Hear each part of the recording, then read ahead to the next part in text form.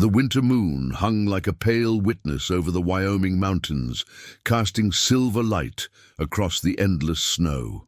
In that desolate landscape, where even the hardiest souls feared to tread, a young Cherokee woman lay bound with rough rope, her wrists raw and bleeding from struggling against her bonds.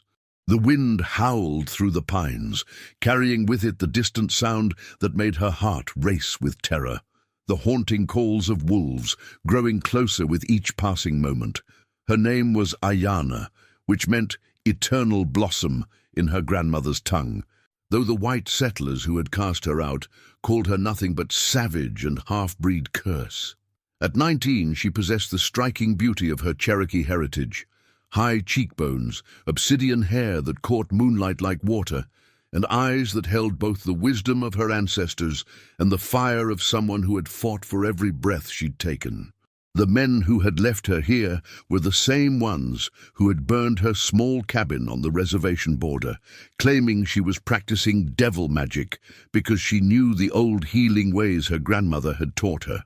They said she didn't belong with the whites because of her blood, and the reservation wouldn't take her because she'd been raised among settlers. She was caught between two worlds, belonging to neither, and now she would die in this frozen wasteland, alone.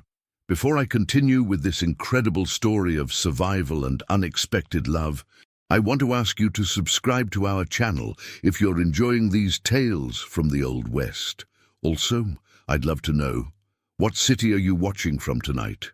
Drop a comment and let us know where you're joining us from. The rope around her ankles had been tied so tightly that her feet had gone numb hours ago.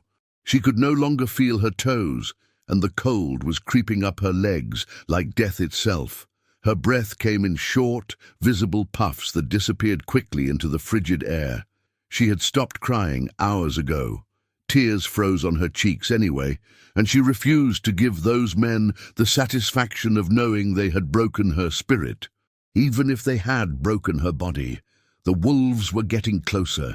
She could hear them moving through the underbrush, their paws crunching softly in the snow. There were at least 4 of them, maybe more. Their yellow eyes would occasionally catch the moonlight as they circled, staying just beyond the edge of the small clearing where she lay. They were patient hunters, these mountain wolves. They knew she couldn't escape, so they could afford to wait, to let the cold weaken her further before they moved in for the kill. Ayanna closed her eyes and began to sing softly in Cherokee, the death song her grandmother had taught her when she was just a child. It was a song meant to guide the spirit safely to the other side, to ensure that even in death, one's soul would find peace. Her voice was barely a whisper, but it carried on the wind, mixing with the wolf calls in a haunting melody that seemed to make the very mountains hold their breath. She thought of her grandmother, Nokomis, who had raised her after her parents died in a cavalry raid when she was 7. Nokomis had been a medicine woman, keeper of the old ways, and she had taught Ayanna everything: how to read the signs in nature, how to heal with plants and prayers, how to survive in a world that wanted to destroy everything they were. But even Nokomis couldn't have prepared her for this moment. Tied and helpless in the snow, waiting for death to claim her, the largest wolf stepped into the clearing first. It was a massive grey beast with scars across its muzzle, clearly the pack leader. Its yellow eyes fixed on her with an intelligence that was almost human. And for a moment, Ayanna felt a strange kinship with the creature. Like her, it was a survivor in a harsh world, doing whatever it took to stay alive. The wolf took another step closer, its lips pulling back to reveal teeth that gleamed white in the moonlight. That's when she heard it. The sound of hoofbeats approaching through the snow, steady and determined. The wolves heard it too, their ears pricking up as they turned toward the sound. The pack leader let out a low growl, but there was uncertainty in it now. Whatever was coming was big enough to make even these mountain predators hesitate. Through the trees came a sight that seemed impossible in that frozen wasteland. A man on horseback, so large he looked like a giant from the old stories.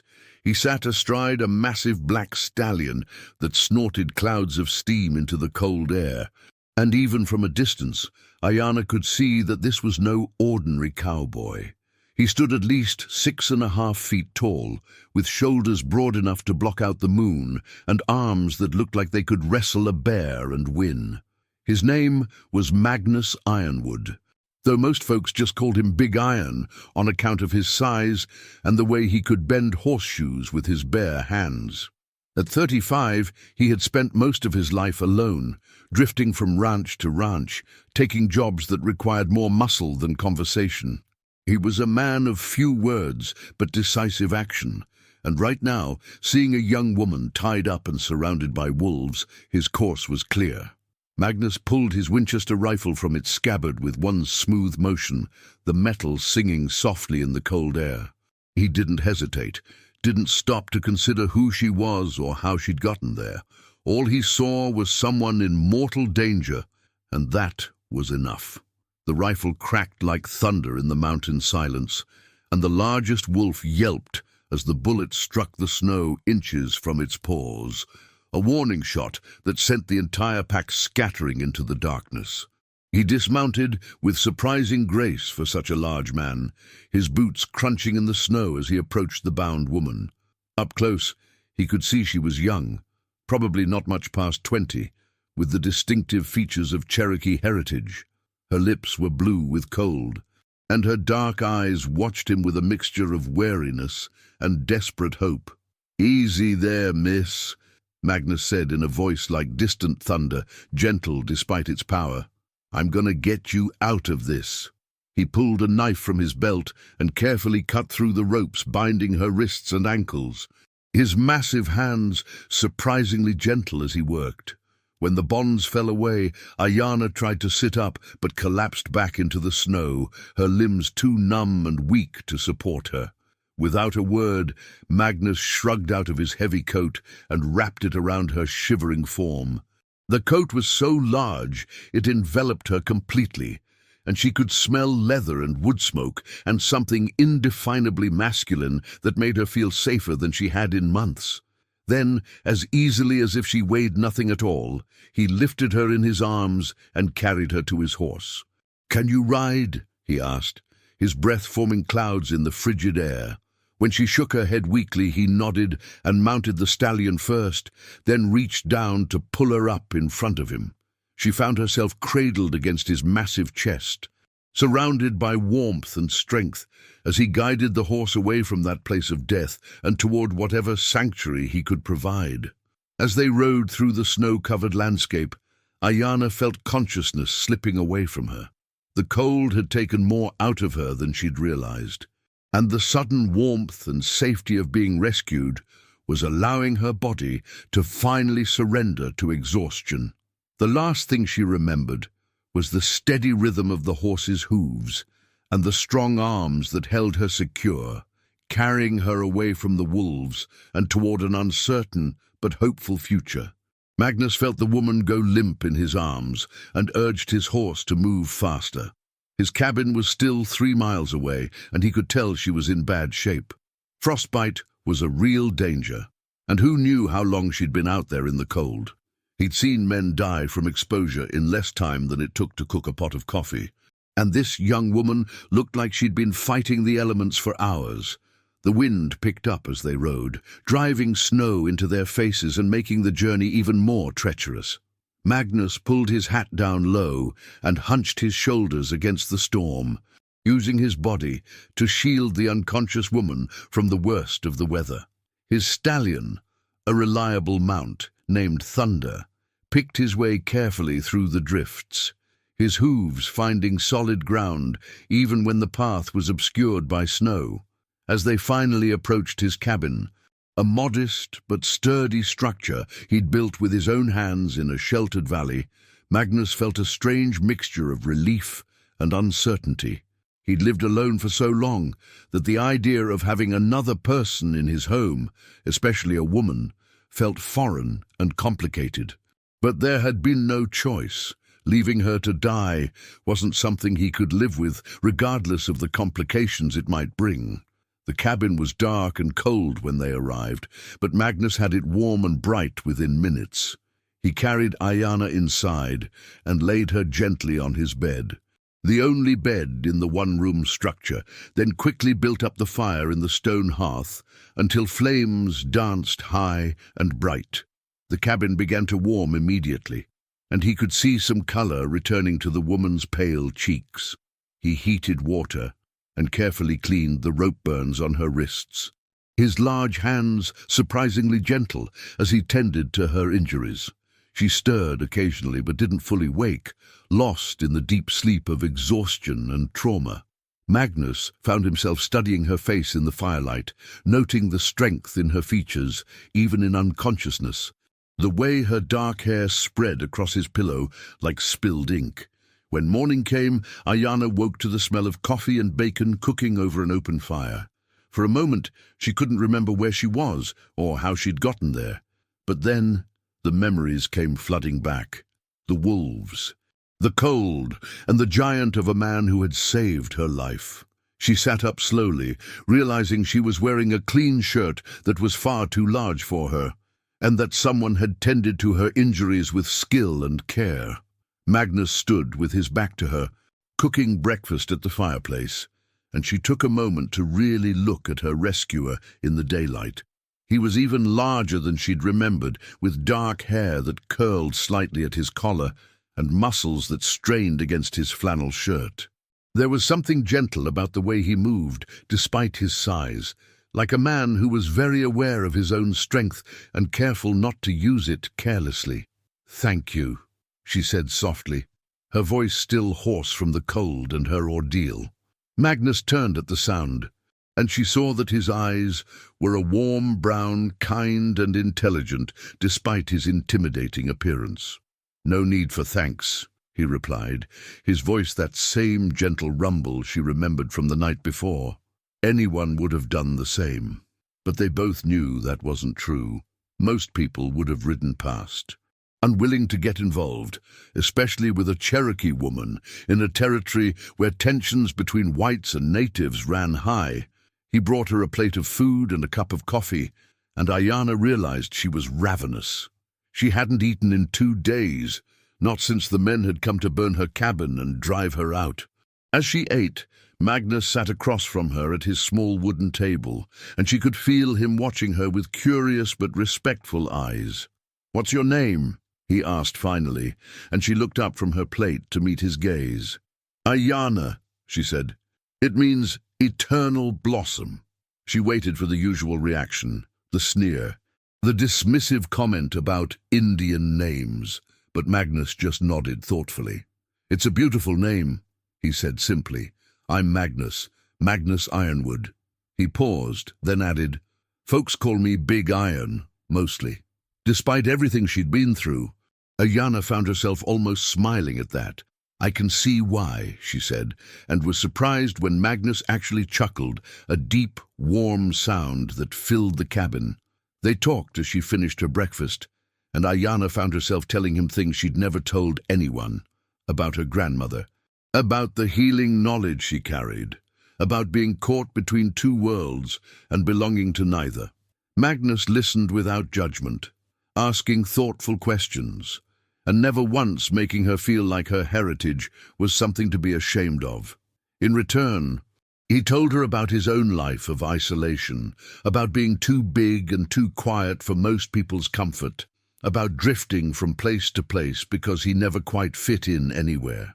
There was a loneliness in his voice that matched her own, and Ayana began to understand that they were both outcasts in their own ways, both searching for a place where they could belong.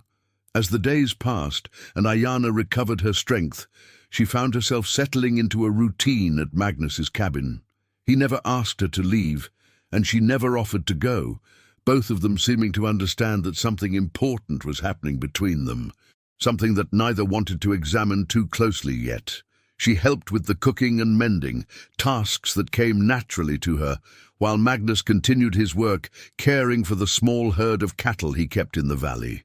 They worked together in comfortable silence most of the time, But in the evenings by the fire, they would talk for hours about everything and nothing, sharing stories and dreams and fears they'd never voiced to another soul.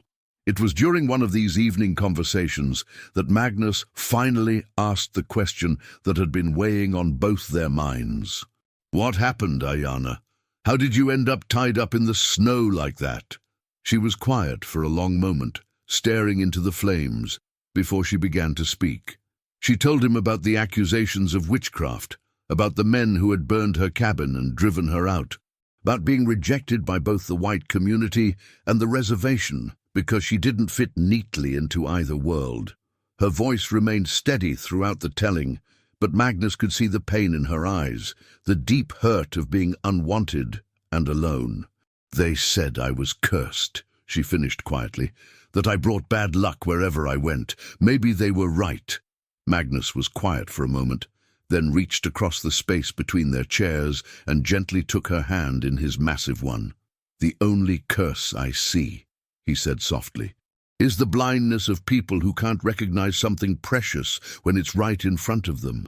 The words hung in the air between them, heavy with meaning, and Ayana felt something shift in her chest, a warmth that had nothing to do with the fire.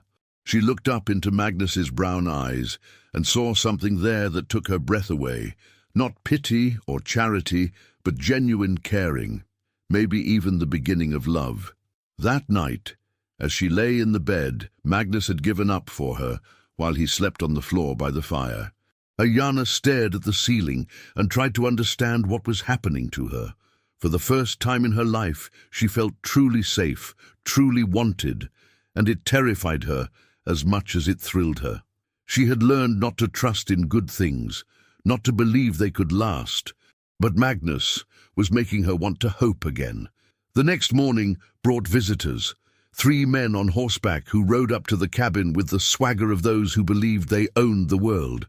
Ayana recognized them immediately: Jake Morrison, Tom Bradley, and Sam Hutchins, 3 of the men who had burned her cabin and left her to die. Her blood turned to ice as she watched them through the window, and she quickly moved away from the glass. "Magnus!" she whispered urgently, and something in her voice made him look up from the harness he was mending. "There are men outside. They're the ones who—" She couldn't finish the sentence, but she didn't need to. Magnus's expression darkened as he understood, and he stood slowly, his full height making him seem to fill the small cabin. "Stay inside," he said quietly. But there was steel in his voice now, a dangerous edge that Ayana had never heard before. He checked his rifle and stepped outside to face the 3 men, closing the door firmly behind him. Jake Morrison was the leader of the group, a mean-spirited man with pale eyes and a cruel mouth who had appointed himself the moral authority of the territory. He sat his horse with arrogant confidence, clearly expecting Magnus to be intimidated by their presence. "Morning, Ironwood," Morrison said with false friendliness. "We're looking for a Cherokee woman, goes by the name of Ayana. Heard you might have seen her around these parts." Magnus stood perfectly still, his massive frame relaxed but ready, like a mountain cat preparing to spring. "Can't say that I have," he replied evenly. "What's your business with her?" Morrison's smile turned ugly. "She's a dangerous one, that savage. Practices witchcraft, curses decent folk. We had to run her out of town for the safety of everyone, but she's slippery as a snake. Thought she might have tried to take shelter somewhere around here." "And if she had?" Magnus asked, his voice deceptively calm. Tom Bradley, a thin man with nervous eyes, shifted uncomfortably in his saddle. "Well, we'd have to take her back to face justice, of course.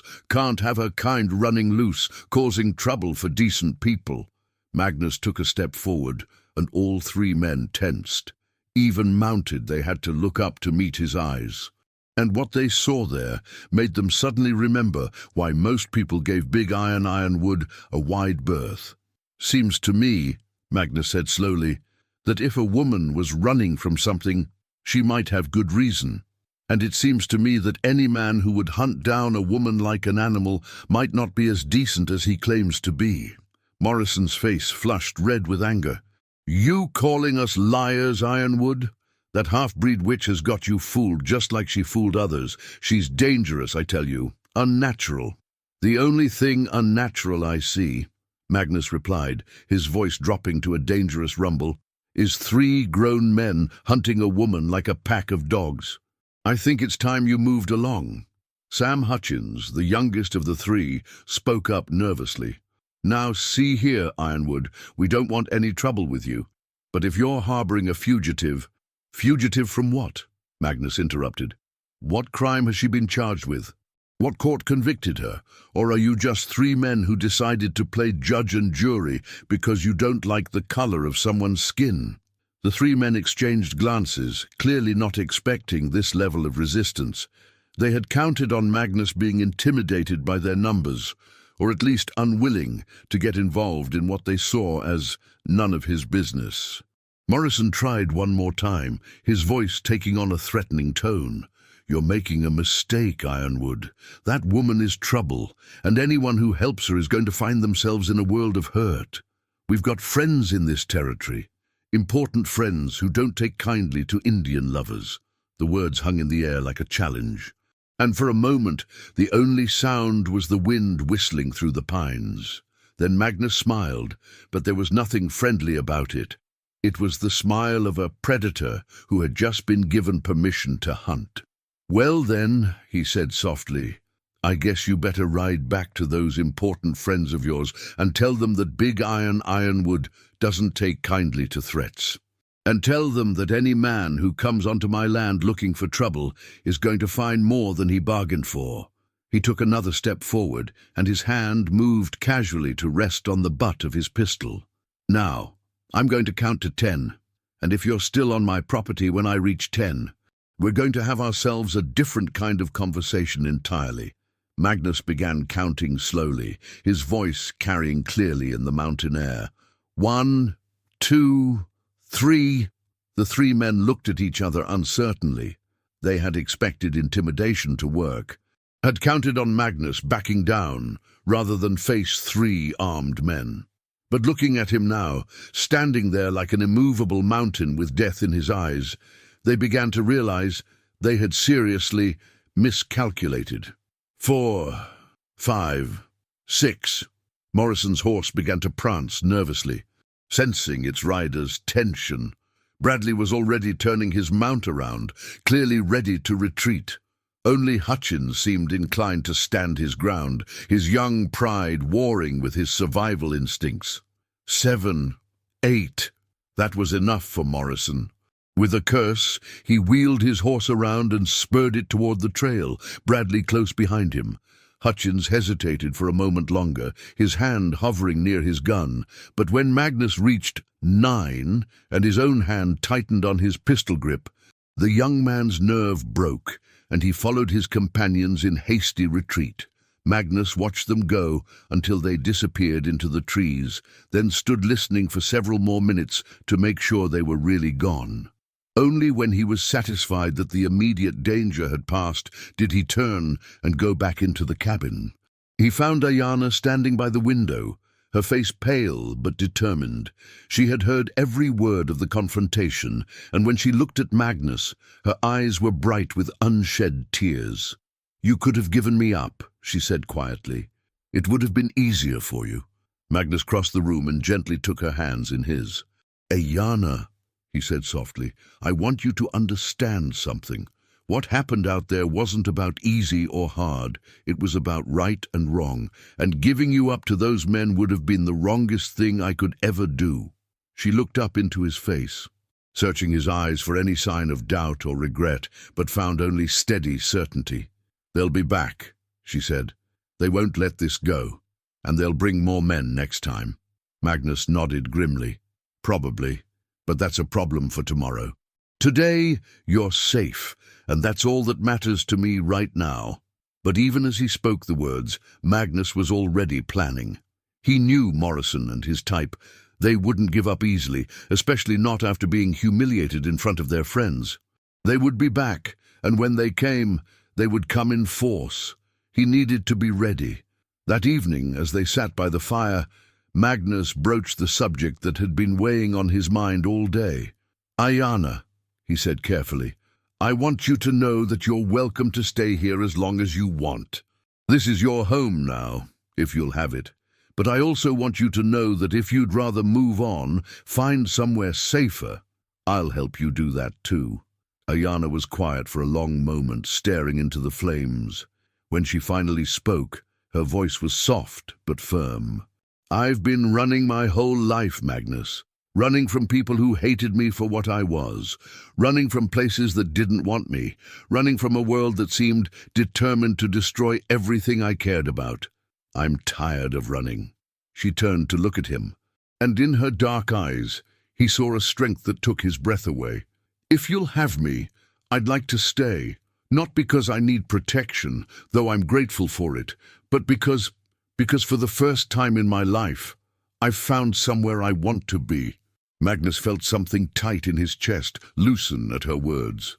"Then stay," he said simply. "Stay as long as you want. This is your home now." They sat in comfortable silence after that, both lost in their own thoughts.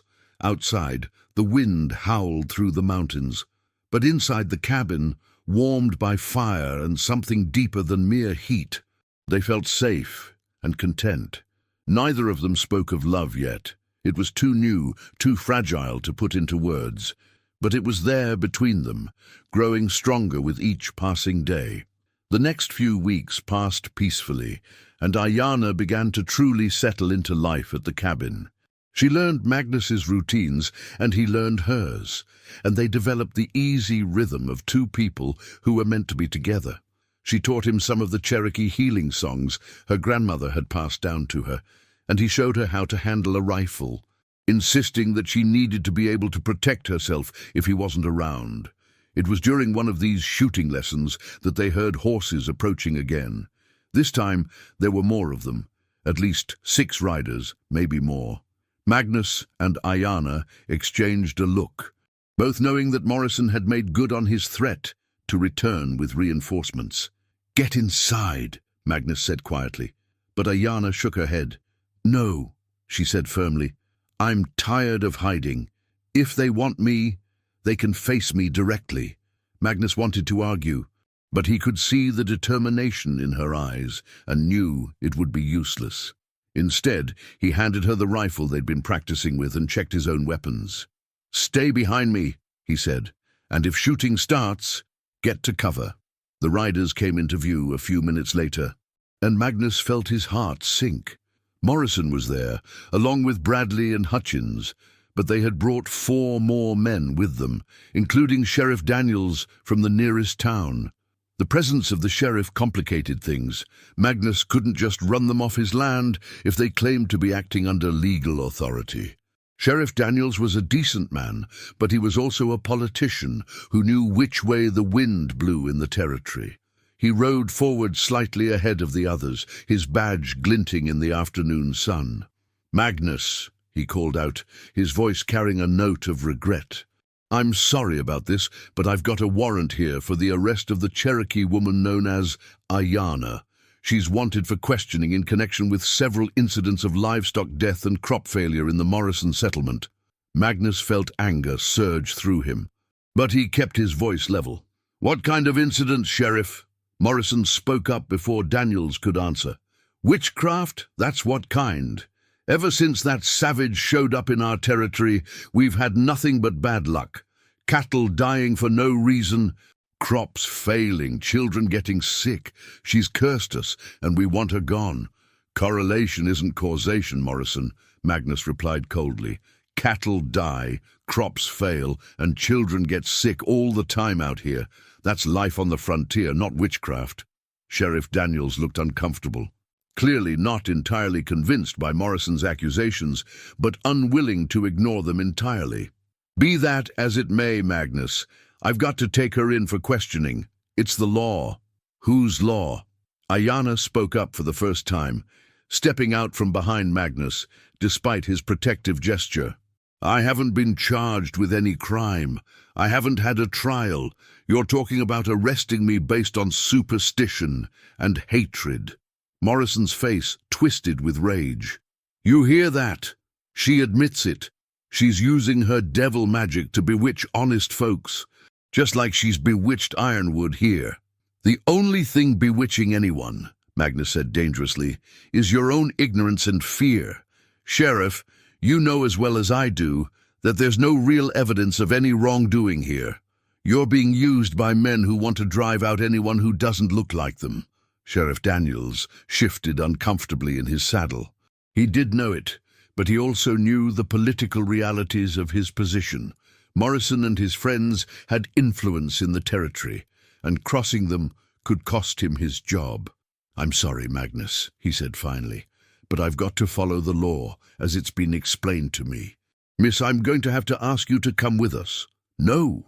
The word came from Magnus like a thunderclap, and every man there felt the weight of it. "She's not going anywhere with you." The sheriff's hand moved instinctively toward his gun. "Don't make this harder than it has to be.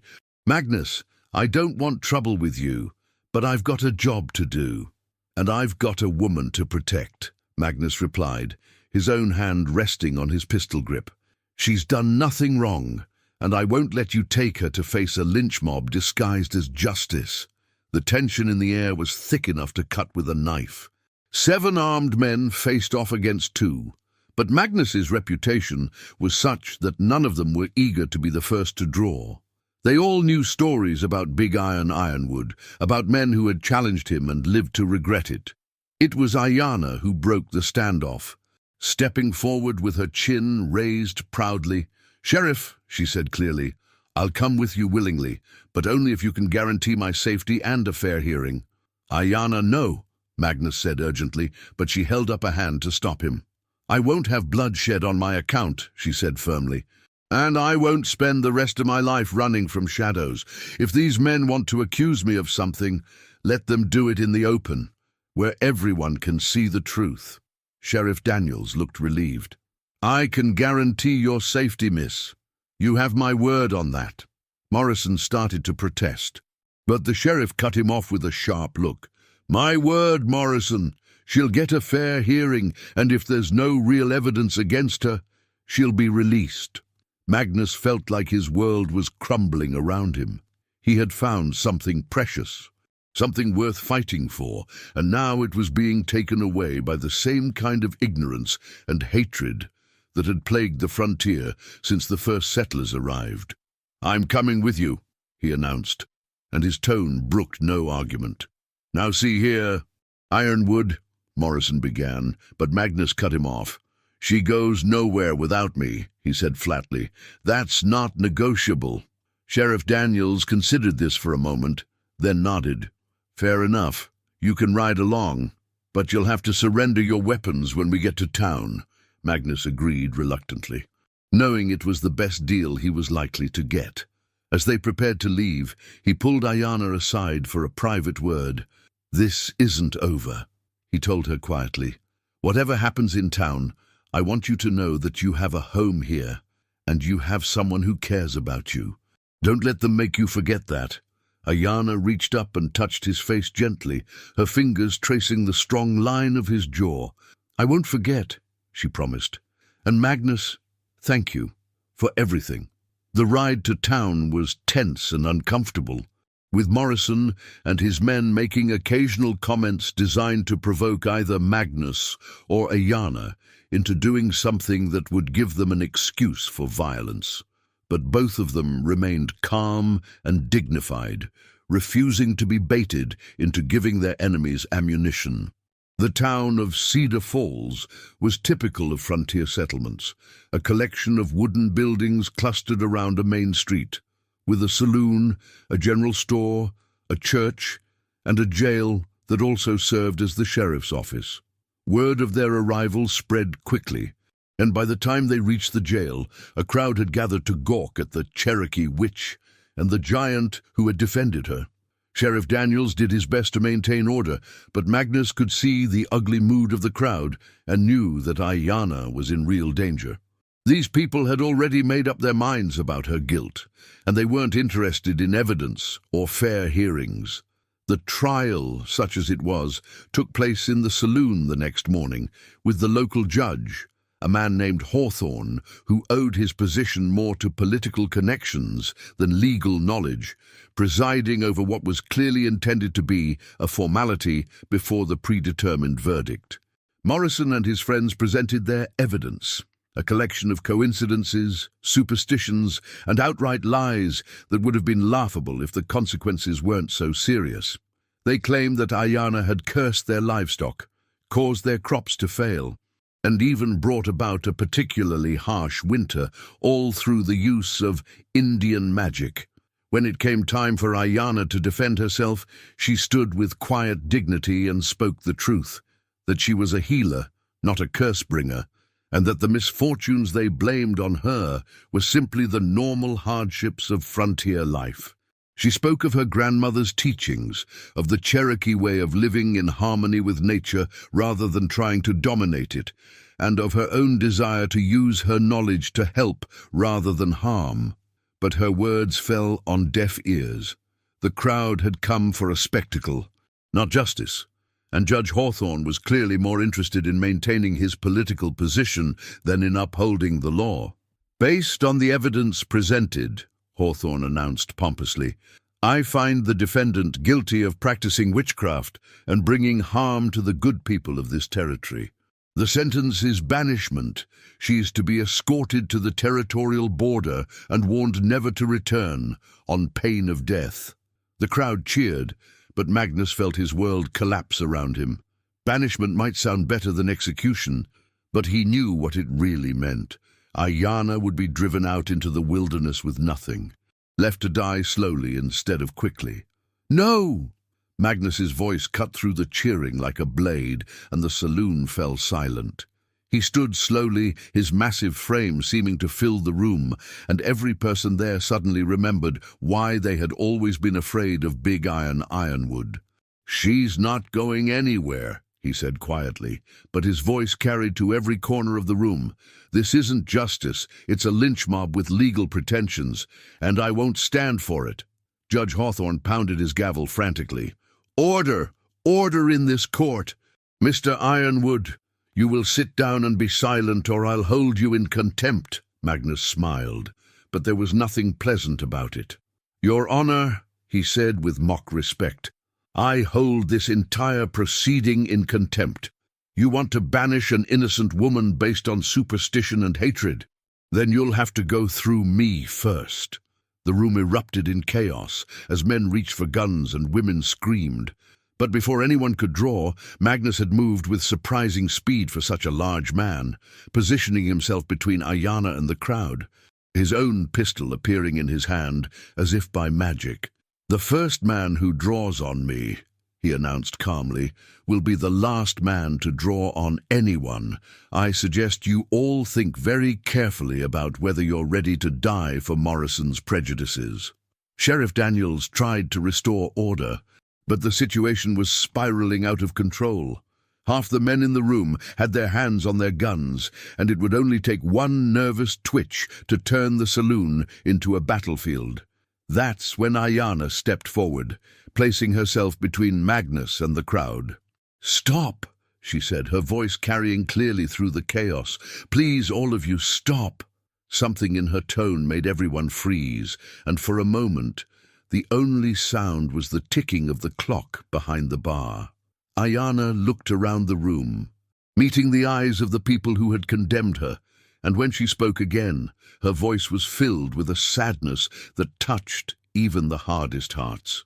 "You're so afraid of me," she said quietly, "so afraid of what you don't understand, that you're willing to kill for it. But I'm not your enemy. I never was. I'm just a woman trying to find her place in the world, just like all of you."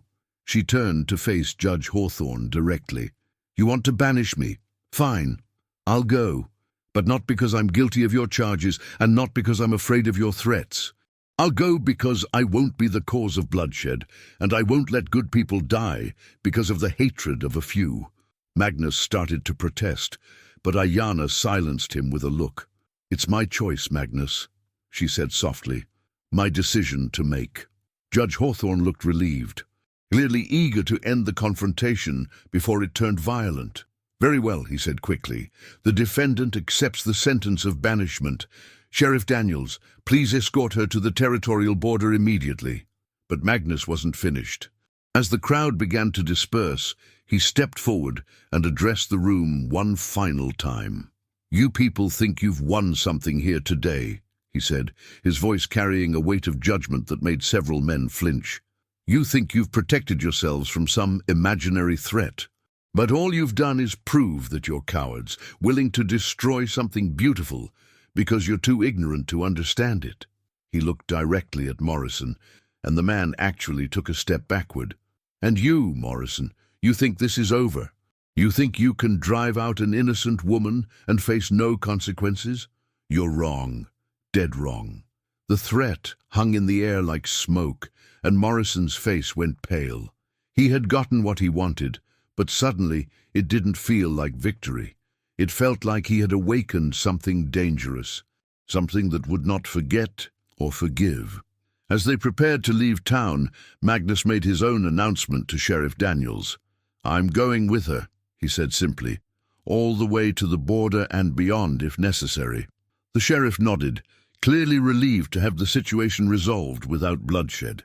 "That's your right, Magnus, but once you cross that border you can't come back either. You understand that?" Magnus looked back at the town that had never really been his home anyway, then at Ayana, who was watching him with wonder and something that might have been love. "Sheriff," he said with a slight smile, "I've never understood anything more clearly in my life." They rode out of Cedar Falls together as the sun was setting, painting the sky in shades of gold and crimson. Behind them, the town settled back into its routine, the people congratulating themselves on having dealt with the Indian witch and her protector. But several of them, including Sheriff Daniels, couldn't shake the feeling that they had made a terrible mistake, that they had driven out something precious and would live to regret it. As they traveled toward the territorial border, Magnus and Ayana rode side by side in comfortable silence, both lost in their own thoughts. The future was uncertain. They were heading into unknown territory with little more than the clothes on their backs and the horses they rode. But for the first time in either of their lives, they weren't facing that uncertainty alone. When they finally stopped to make camp for the night, Magnus built a fire, while Ayana gathered herbs for tea. As they sat together under the vast canopy of stars, she finally spoke the words that had been in her heart for weeks. "I love you," she said simply, her voice barely above a whisper. "I know it's crazy, and I know we barely know each other, but I love you, Magnus Ironwood, and not because you saved me, though I'm grateful for that. I love you because you saw me, really saw me, when everyone else just saw what they expected to see." Magnus reached across the space between them and took her hand, his massive fingers gentle as they intertwined with hers. "I love you too," he said, his voice rough with emotion. "I've been alone my whole life, Ayana, but I was never really lonely until I met you and realized what I'd been missing." They talked long into the night, sharing dreams and fears and plans for the future. They would head west, toward California, where the gold rush had created communities more tolerant of differences. Magnus had skills that would be valuable anywhere. He could work with horses, build houses, do any job that required strength and determination. And Ayana had her healing knowledge, which would always be needed on the frontier. But more than that, they had each other. They had found something that neither had ever expected to find, a love that transcended the boundaries of race and culture, a partnership built on mutual respect and understanding. They were two outcasts who had found their home in each other's hearts. As the fire burned low and the stars wheeled overhead, Magnus and Ayana made their plans for the future. They would build a new life together, far from the prejudice and hatred that had driven them from their old one. They would create a place where their children, if they were blessed with children, could grow up free from the fear and ignorance that had shaped their own lives. The next morning, they crossed the territorial border and rode into their new life together. Behind them, lay a world that had rejected them. Ahead lay infinite possibility.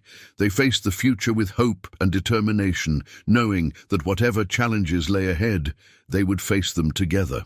And in the years that followed, as they built their ranch in the California hills and raised their family, Magnus and Ayana would often tell their children the story of how they met, how a Cherokee woman was left to die among the wolves, and how a massive cowboy took her home and found his heart in the process. It was a story of love conquering hatred, of courage overcoming fear, and of two people who refused to let the world's cruelty destroy their capacity for hope.